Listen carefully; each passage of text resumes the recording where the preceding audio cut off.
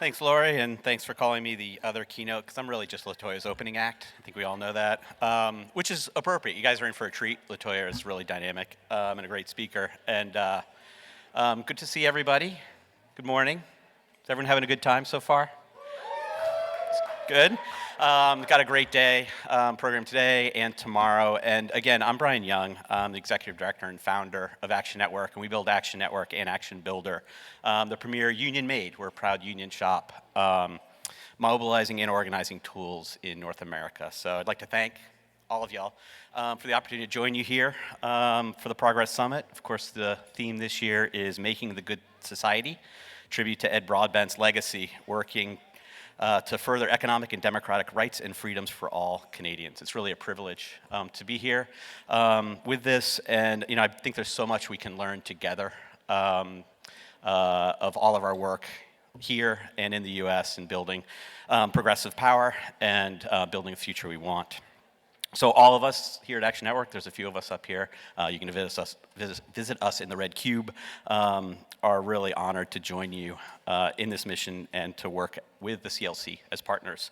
So just a little background on me. I was actually a union member. I lived in Vermont, IBEW, if there's any IBEW people in the house here. Brother, organizer and activist, and I started Action Network because I really, I had to use technology. I was moved on from Vermont and was working with John Kerry in 2007. I had to use technology a lot. I was digital director. And, technology for social change is not something Silicon Valley is ever going to build. It's something that we have to build for ourselves because the needs are just different. And so Action Network formed as a nonprofit because the needs of investors are just incompatible with the needs of building tools that really work for the movement. So we build hand in hand with organizers. Just about everyone at Action Network comes out of the progressive movement, and we build hand in hand with the people using the tools.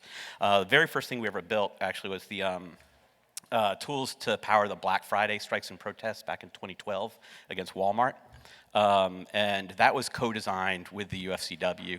And from that, really learned that that's the way to build tools with the organizers every step of the way, so they really get the needs right. And from there, our first big partner was the AFL-CIO, and the leadership of then Secretary-Treasurer Liz Schuler, now President Liz Schuler, was key to really building that cooperative partnership around the tools. And since then, organizations like the Democratic National Committee and a lot of others have joined with us.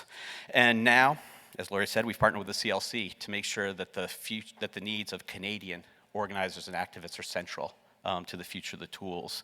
That is always central. We're starting to work at some in Canada and doing the same thing of partnering with people, because a lot of the technology needs are the same, but there are differences in the context in which we work, and really making sure they fit. So, one of the first things we did when we partnered with the CLC is make sure we built a fully French language backend to the tools, because you can't build for everybody in Canada without including French as a core part of the tools.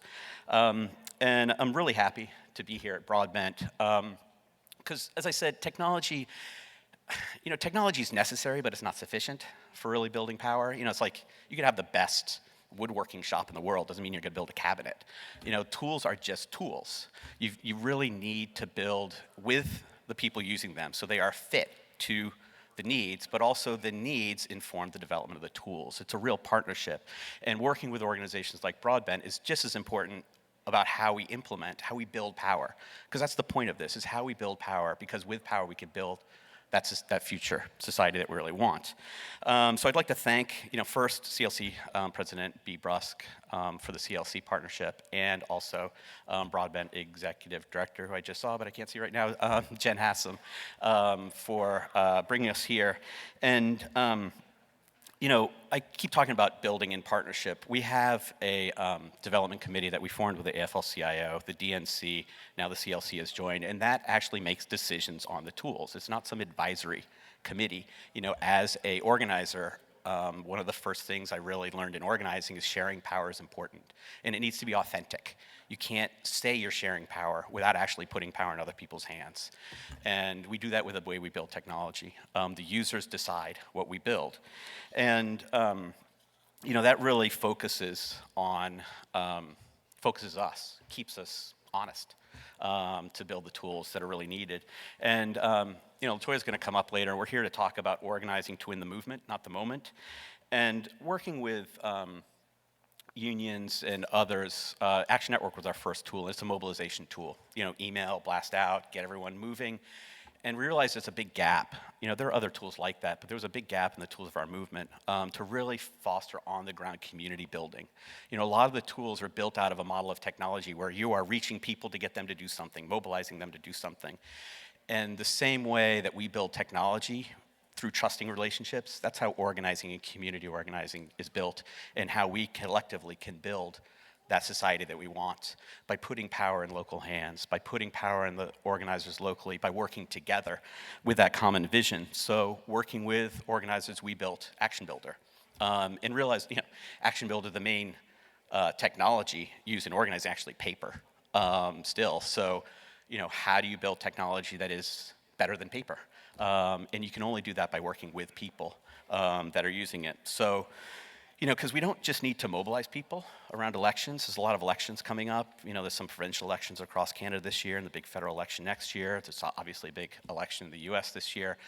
Elections really need to treat as mobilization moments in a long-running power building strategy. Elections are steps along the pathway to building that great society we want. And, tools are already starting to be used in Canada.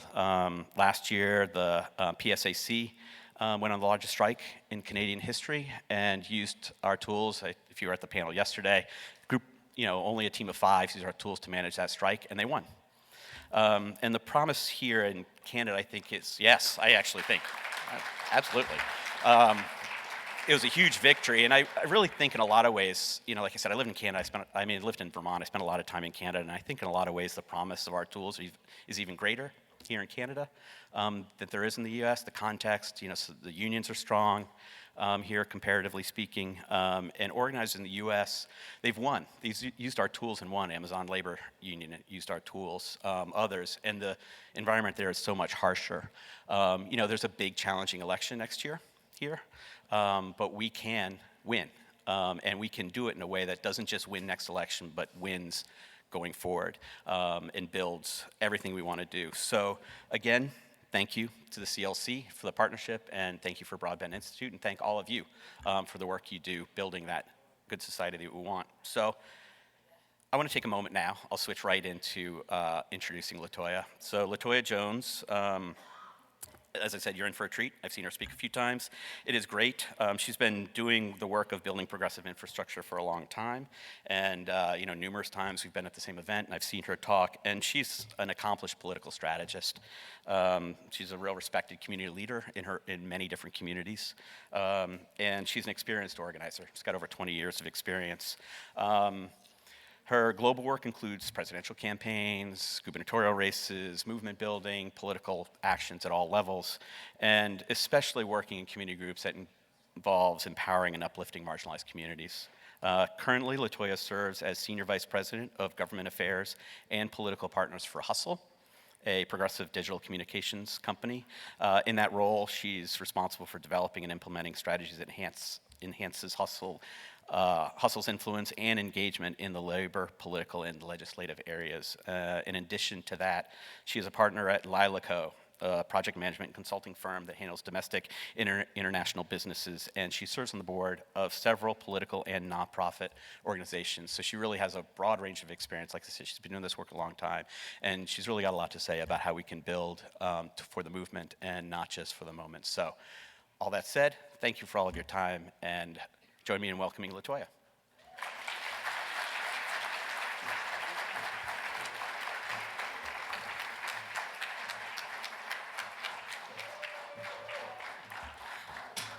I'm about to walk here so y'all get into this outfit, and I'm gonna need some more applause, okay?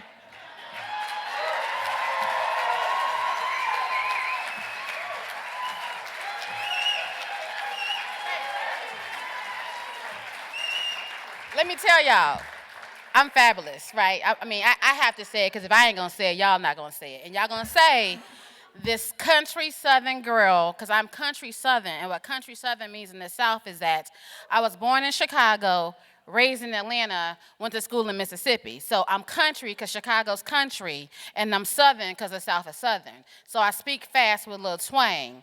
So I say that all to say, so if y'all need me to slow down or say, what to say, what did you say? I am not offended, but as you give it is how you going to get it back, okay? All right. All right, so thank you all. Thank you all. I will tell you all, I've been trying to learn French on Duolingo. Bonjour.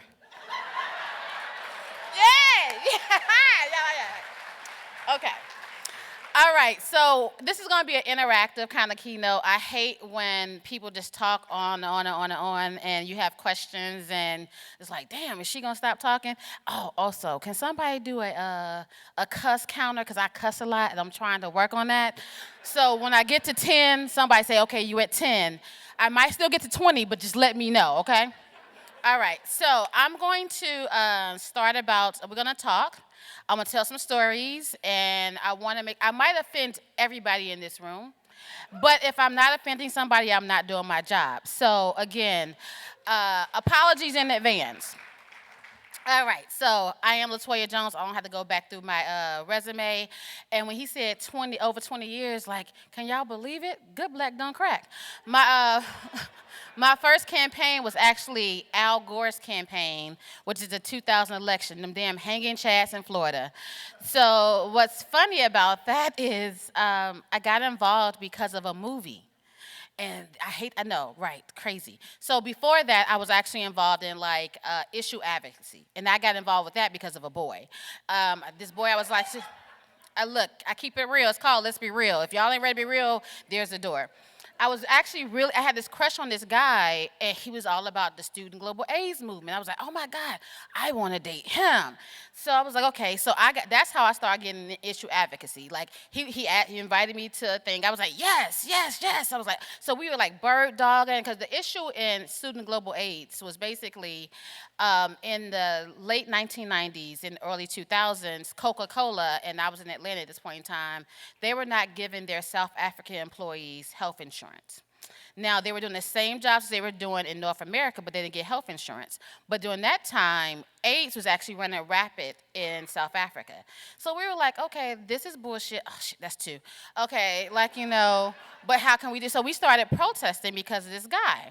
So I got involved. I was doing issue advocacy. I had no intentions on doing political politics. I felt like it didn't speak to me. It was not for me. It was BS. Now, crazy as it was, I didn't know what I did not know.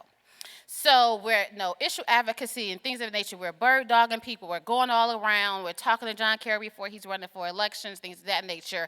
And somebody from the College Democrats of Georgia sees me and was like, you should join this organization. I was like, wrong, you're a Democrat, I am an independent, I'm about the issues, y'all don't care about the issues.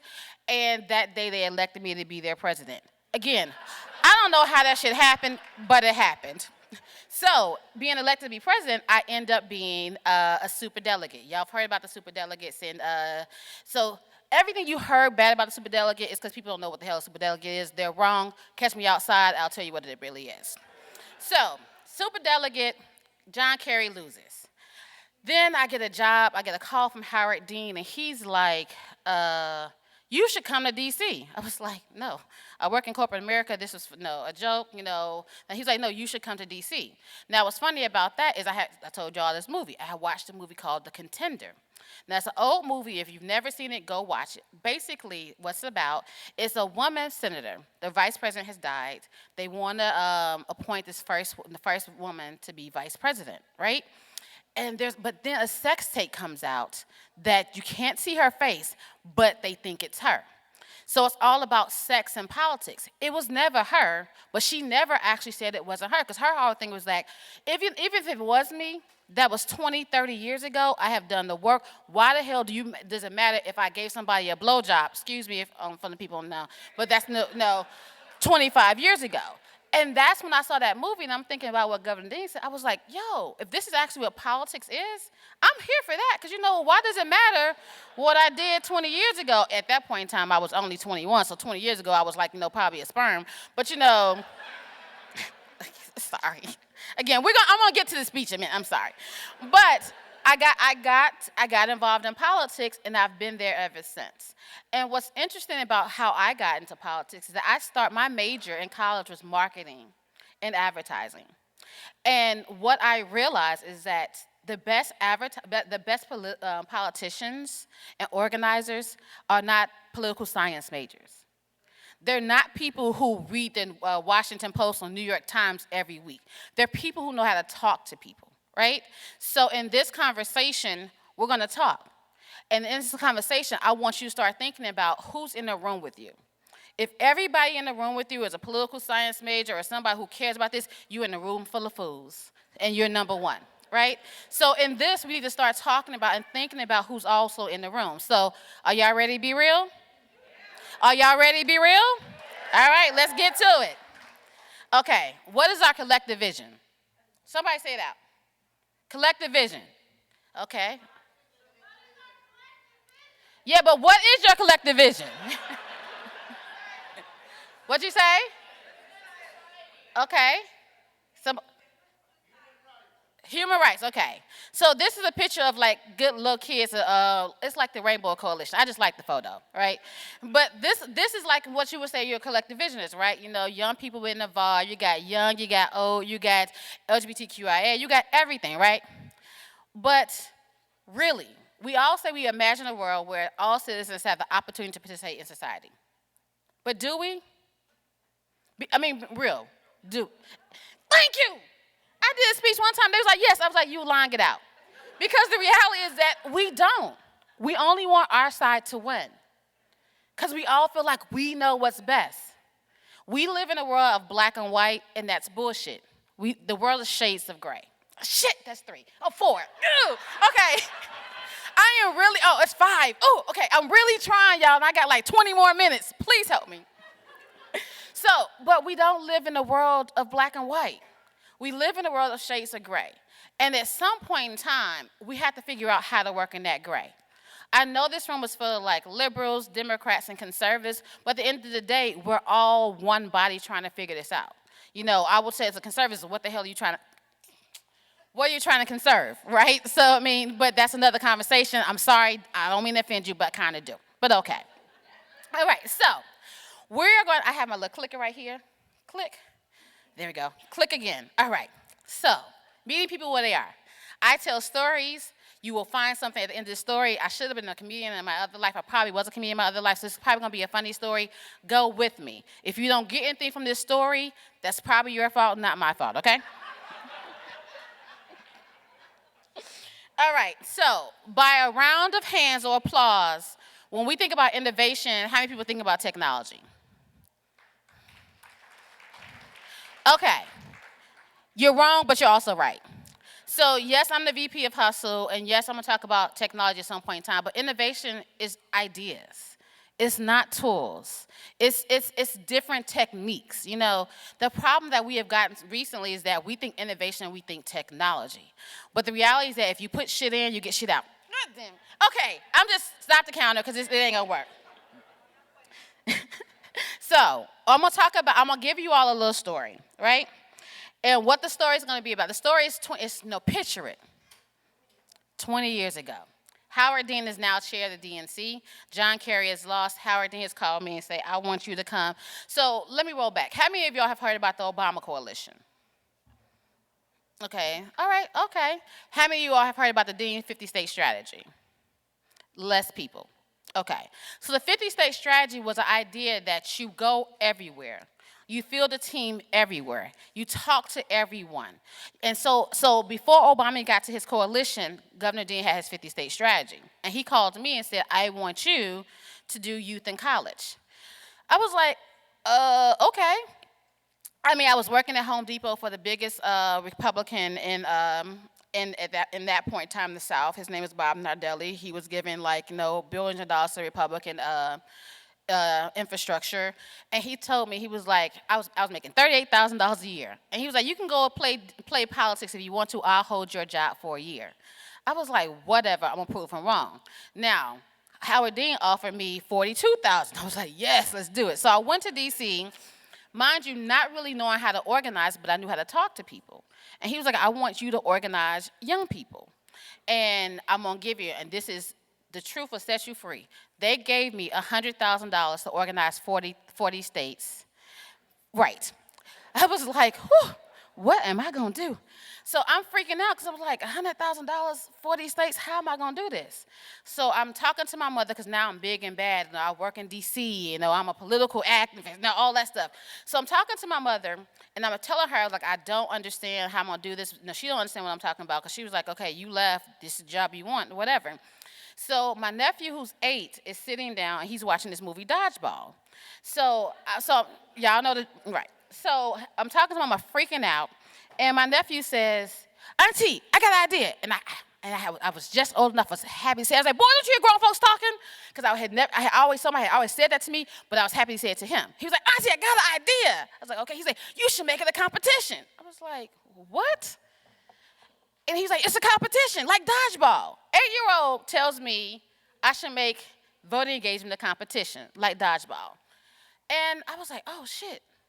Okay, I don't know what account is at now, but I was like, okay, that's what I did. So I talked to my team. It was like, okay, we on something here. So I go back to my team, and I'm like, my nephew told me we should make it a competition. And they looked at me like I was crazy.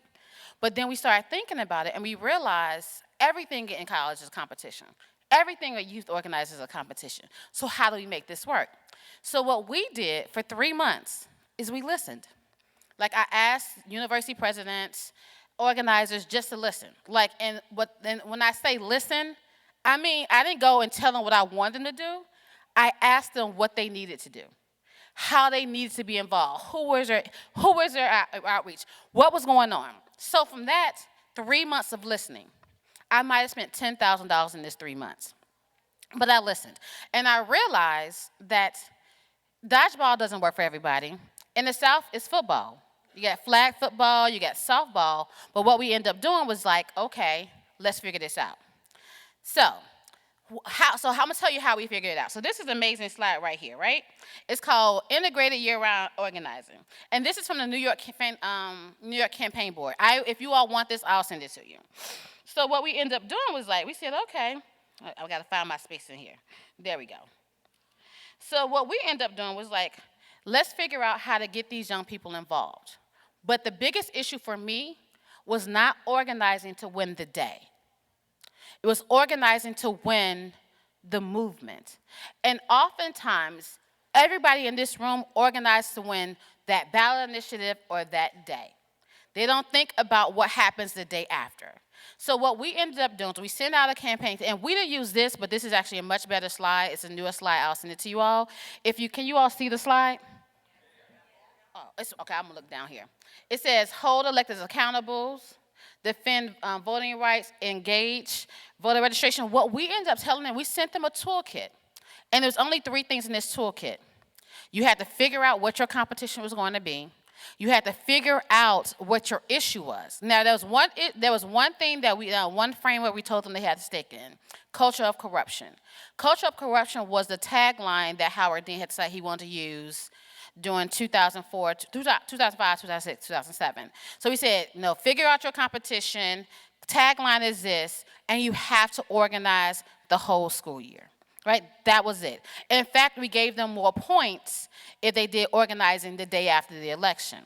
So why was this important? They had 3 things, 3 simple things. Figure out your competition, culture, corruption, and year-round organizing. That was important because we were not heavy-handed what they had to do. We were not telling them you have to fit in this box. It was not a top-down approach. So what we ended up having that some people did all kinds of things. Like one university did what's that capoeira thing? I still don't understand how they did it, but they did it. But what happens is that we put the power back in their hands, right? So we gave these young people the idea that they actually had power. So why is that important? Everybody knows Obama won in 2008, but what you don't know is that in 2005, the Democrats won Virginia and New Jersey, which was the first time they had done that in 30 years. In 2006, we got a supermajority. And what's a supermajority? We got House, Senate, governorships, and state legislatures. That was unheard of. So that meant that we were talking to people. We had started this I started in May of 2005. We started this program in August of 2005. So when you fast forward to the election with Obama, everybody talks about his coalition. No one talks about the foundation his coalition was built on, right? So we had built a movement. We built a movement that continued. So Obama was a cherry on top, but everything we did that was a cake, right? So what I see now in a lot of organizing is that everybody wants a cherry. Nobody is cracking the eggs. Nobody is mixing. Nobody's measuring the milk. Your cake tastes like shit. And it's your fault. It's because you're so worried about, oh, we have to win this election. You are not winning over the hearts and minds of people. You're not, that's why one year you'll win and next year you'll be mollywopped. And if you don't know what mollywopped is, it means you beat down, bloody, your nose is broken and you can't walk. And that's on all sides. What's happening is that we're so in a rush to outwin somebody on this day that we're losing the people that we're trying to bring into the fold. My nephew, at the time who was 8, he is now a grown man, and he's doing his thing. But what's funny that he actually is a videographer. He works in music. What he does, he actually remixes music, and he gives the music out to young people who want to rap about social justice issues. Some people say that don't make any sense, but it works for him. It works. So this story was 20 years ago. Why is it relevant now? Somebody tell me why is it relevant now? I just told you, but it's all about relationships. So the young people that we organized 20 years ago, some of them are elected officials, some of them are in Congress.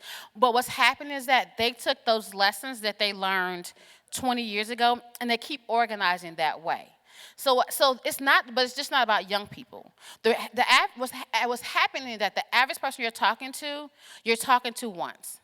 You're not asking them how to get involved. You're asking them how to get involved for that one day, but you're not moving their hearts and their minds. You're moving them so you can move a check, if we're being honest with you. Because everybody keeps talking, let me just tell you also, of that $100,000, ask me how much I had left at the end of the day.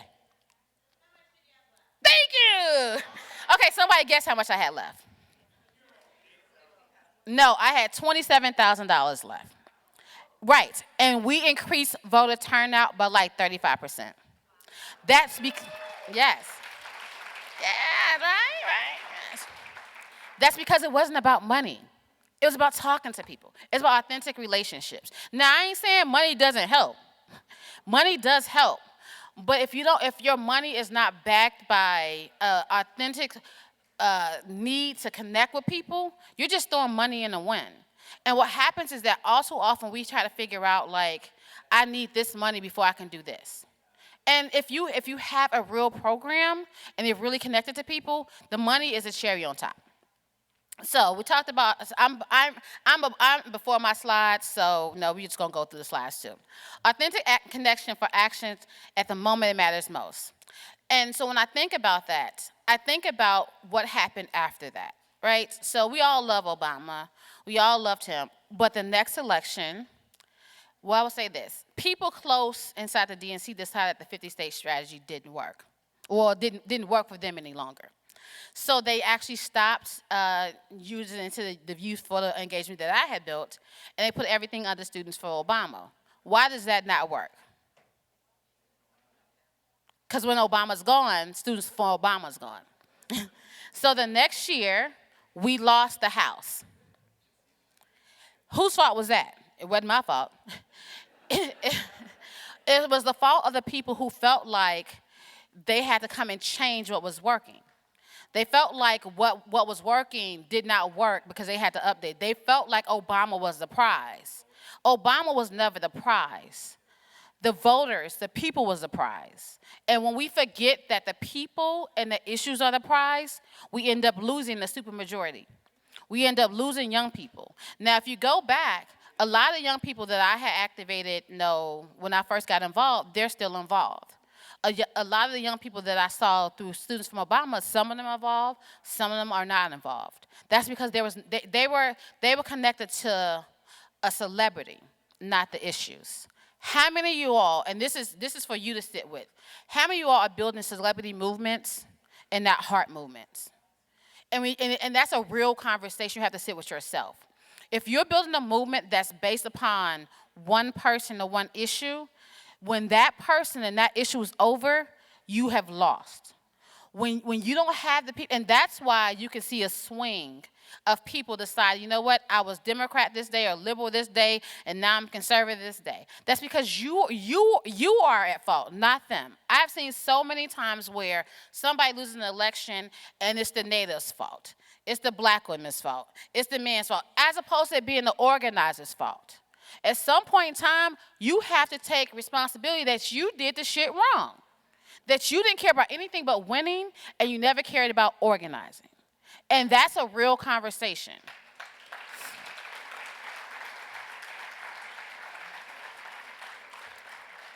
So how do we update this and upgrade for the 21st century? Now, this morning, I had this amazing video that I was going to send to you all. It was going to talk about my speech and things of that nature. But when I got the list, it was a lot of numbers on that list, but only 2 of those lists was textable.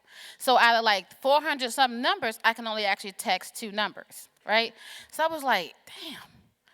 What's happening here? What I realized is that we are doing the same old organizing without looking for like the next new level, right? So we are not updating our systems. Now again, I told you all before, you have to have a solid foundation, but in having a solid foundation, you gotta also know that you're building, you're adding technology on a solid system. Right? So I wanted to send you all this. So some of you all, and I'm not just talking about hustle now, some of you all was like, you know what, I'm gonna go on TikTok.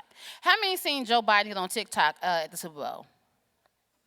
That was the worst shit I had ever seen.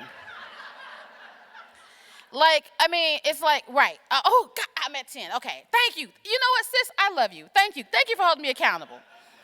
And the reason why that didn't work, because it wasn't authentic.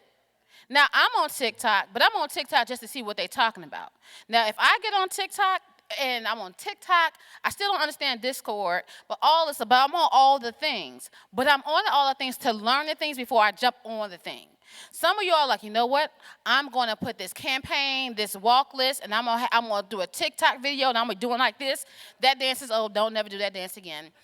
But don't jump on trends, because if you don't understand the trend, you're gonna mess the trend up. Biden being on TikTok was not authentic because Biden's not TikTok. But if Biden had did Facebook and had his grandkids on TikTok, that would have been a different conversation, right? How many of y'all had done social media campaigns and it didn't work? Oh, y'all lying. It didn't work because you didn't know what you were doing. How many of you all have people who are not involved in politics in your room when you're making decisions? One, okay, I see less than 10 hands. Why don't you have other people in the room? Why don't you have people who know things differently in the room? So what's funny about the room now, so my consulting company, I do things all around the world. So I did a campaign in Taiwan. I'm all about Taiwan, love Taiwan. When things go wrong, I'm moving to Taiwan. So what's funny, the language barrier is huge. I don't know what they're saying, they don't know what I'm saying, but they understand what I'm trying to portray. So I'm in a room and I'm talking to one of the Taiwanese government officials, and I'm asking him, he wants to talk to young people. Now, in this room, I'm the youngest person there, and I told y'all I've been in politics for 24 years. And they're talking to young people. So I'm like, why aren't we talking to young people? So the translator says it, and then they say, no, he translates it back. And he was like, no, but we want to talk to young people. And I'm black and from the South, so I know, I don't know how you think. I'm going to talk to the Taiwanese young people, but okay. So we're going over this all day long, and I'm frustrated. You are paying me a lot of money. I took the check, but you're not listening to me because you don't want to have somebody else in the room, because he didn't want to admit that he couldn't do this without help. So I talked to my translator and I asked him, would he be offended? Because I wanted to be culturally appropriate if I brought a young person in the room. And they were like, where are you going to find a young person? Well, across the street was a girls' school, a Taiwanese girls' school. So I went over, and what's interesting about this, a side note, in Taiwan, they have to learn 3 languages. So Mandarin is what they like. They have to learn English. They have to pick another language. So I go across the street for the lunch, and I was like, does anybody speak English? And they're looking at me, taking pictures, and be like, okay, who is this black woman, and where's she coming from? But I got 4 girls to come with me from the girls' school. And I told them, I want you to talk to him and tell him what he needs to say to you to move the election. And so I get in there, and you see how y'all looking at me? You would have thought I had started World War III. This man was so mad. But I was like, you need to hear them. You need to listen to them. So these girls spoke to them. Now, I don't know what they said because they were all talking in Mandarin. But at the end of the day, 2 of the girls ended up working on a campaign with them, and the other girl decided she wanted to get in politics. But what ended up happening was that they actually ended up starting a youth movement to their larger movement, and they won the youth that next year. The reason why that's important, because he had to give up power. He had to be willing to open his eyes to get involved. Now, this happened about 11 years ago. They're still involved. So again, the building for the movement, not the moment. And I'm going to keep going over that because, again, the issue that we're having is that we all feel like we're the smartest people in the room. We all feel like our issue is the number one issue. The one thing I'm going to give conservatives for in the United States, they have 3 issues. What are those 3 issues?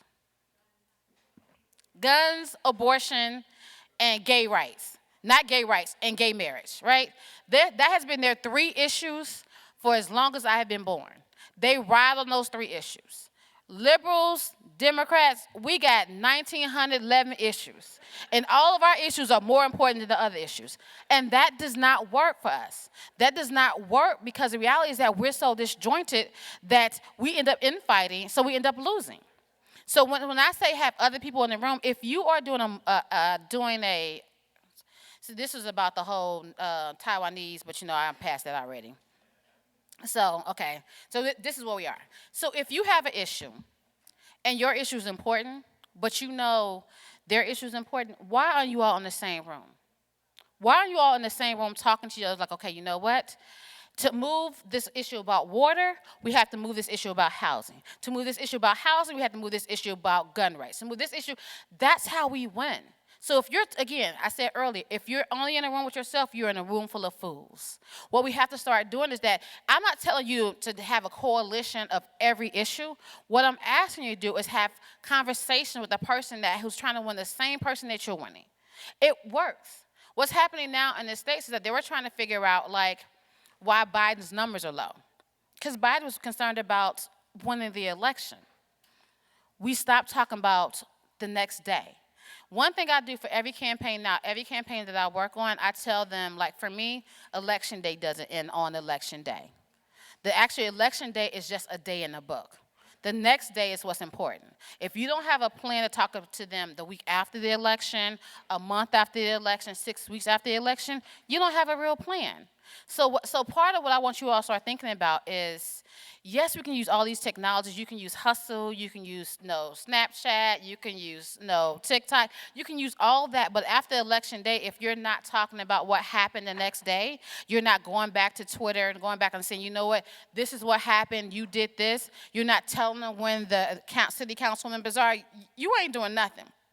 And you're wasting money. So as we start thinking about this, I want you all to really start thinking about how you move the needle, how you're using these technologies to actually make sure that you're connecting with people. And it sounds very simple, but oftentimes we're not doing it. Oftentimes we are actually sitting in these rooms like this, and it's great. We're having great times. We're eating, we're drinking, getting all the swag, and we go back, and it's the same shit. I got you. I see. It's the same thing over and over and over again. That's not sustainable for the left, the right, the middle, for anybody.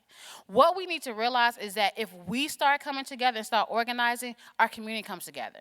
They start talking to each other about things that happen outside of that. They start talking about, okay, did you go to this? Did you go to that? Like my boyfriend is a labor leader.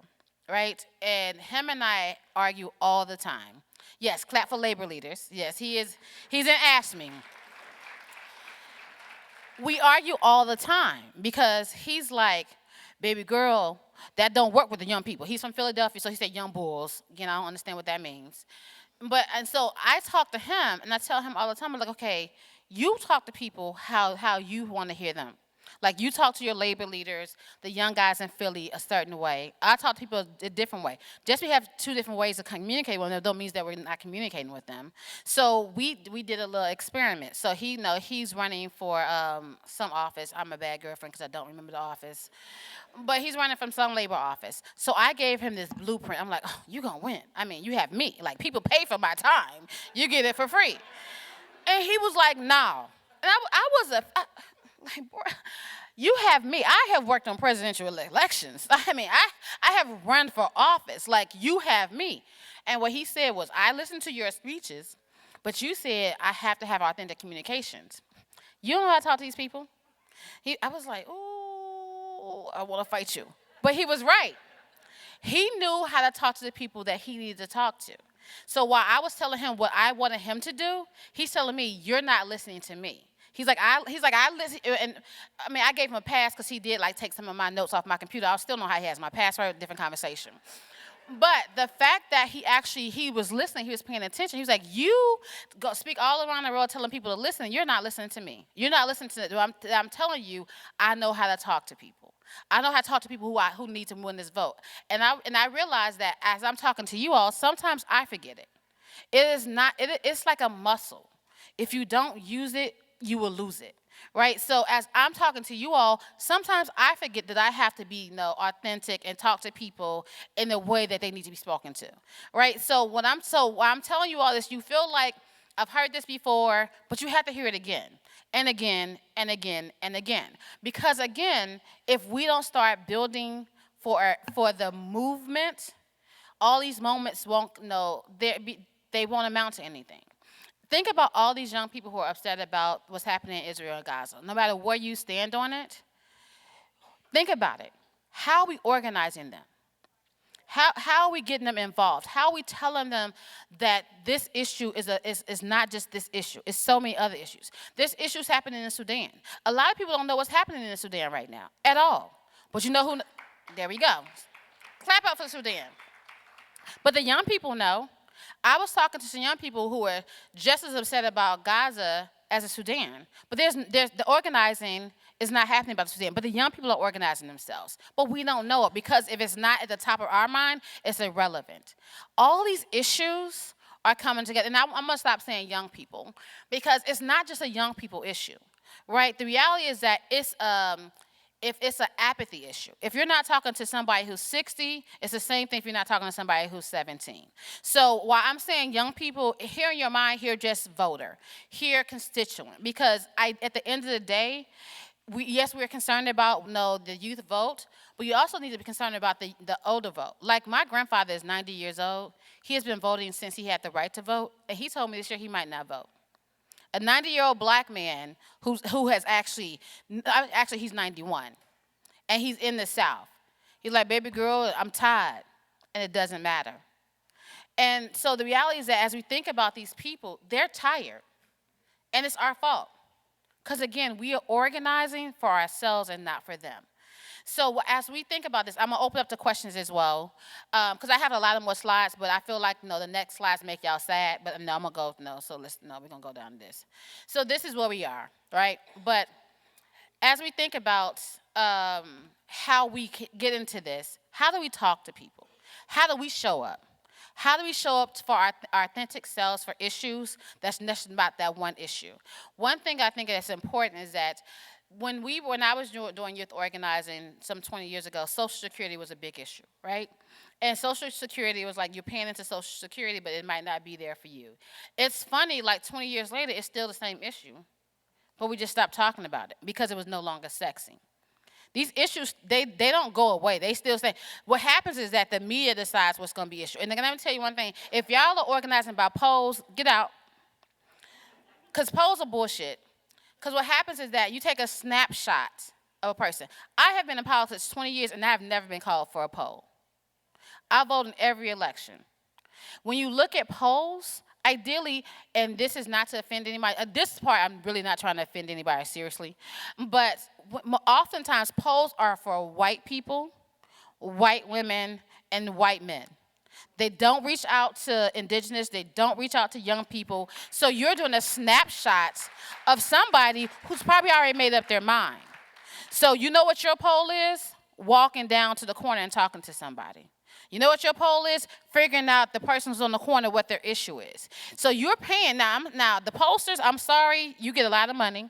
You're paying a lot of money for these polls that you have to figure out. So if your pollster can't give you a snapshot of the whole entire community, okay, I'm running out of time, so I'm gonna stop right there. Well, if your pollster can't give you a snapshot of the whole community, don't get another pollster. But we got, I'm gonna open up for questions, comments, rude remarks. But as I said at the beginning, have you give it is how you get it. Any questions? There's a microphone in the back.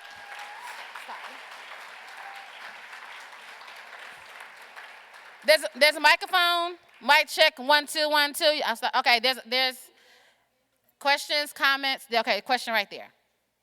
Sorry, where? Only a couple questions. Raise your hand if you have any questions. There you go. Okay. Hello. Hi. Say your name. Hello. Hi. Good morning. My name is Michael Hamilton. I'm here on behalf of OPSU CEFPO. I guess my question to you is, we're seeing a lot now in terms of diversity, equity, inclusion that a lot of people are now, well, not a lot of people, but there is a segment of the population now that has kind of strayed towards that. They're pushing against that because they feel maybe people are kind of manipulating the system in terms of saying that they identify under a certain category, subsection of how they feel they identify as. Kind of curious what your thoughts are on that. What's up, my DEI? Okay, so that's what I think about it. The reality is that DEI is just a code for N-word, if we're being honest. Like, you can't say the N-word, but you can say DEI. So how you would treat any racist system is the same way. Because the reality is that, like, just why is my growth and my amazing skill set offensive to you? It's because of my color. It's because of my gender. So DEI work is just a new code word for racism. Like, and what's funny about that is that when you call it out, it's like, they was like, oh no, I'm not being racist, but you're burning books. You're rolling back the time. That sounds like racism to me. So just call it out. Don't be afraid to call a spade a spade. If they're talking about DEI work, ask them what's offensive about it. What is wrong with young white kids finding out what happened in the Holocaust? What happened during slavery? What happened during the women's rights? What's wrong with that? So yeah. So I say call it out. What they gonna do? Thank you for the lively conversation. I only made it to 11. That's so good. I have a question for you, and this may be an interesting question. How do you get your message out through the noise of so much other media coming out? Like, how do you get out with 15 other channels going on the same thing? Like, how do you make yourself stand out, if that makes any sense? So you instantly said through the media. The way you get your message out when the media is saturated is go where they are. Sometimes you have the issue is that you are trying to hit them in an already saturated market. So you can use text messaging, you can use Snapchat, but oftentimes before I even do a text or a Snapchat, I actually go to the community. I have done a lot of walking. I have actually talked to a lot of young people, so that it's the one-on-one conversations that matter most. And then I follow up with the social media. Then I follow up with the ads, things of that nature. But it's the general connection. You'll be surprised at how often people are shocked that somebody wants to talk to them one-on-one. One-on-one still works.